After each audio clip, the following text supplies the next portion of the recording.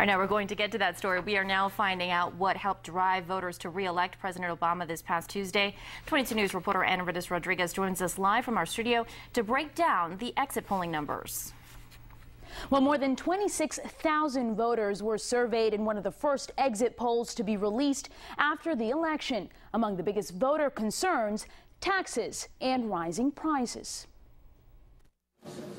New exit polling shows more than 3/4 of the voters who helped President Barack Obama get re-elected say the economy is their biggest concern. Well, since the disaster of 2008, there are a lot of people that are poor now that don't have property that did used to have property.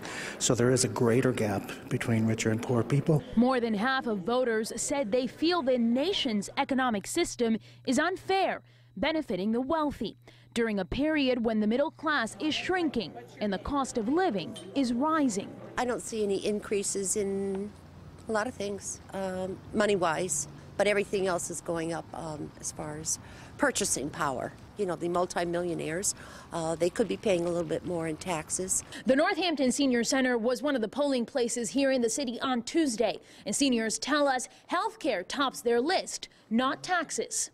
As a senior and someone who lives on a modest retirement income, health care costs, as we all know, are continuing to go up.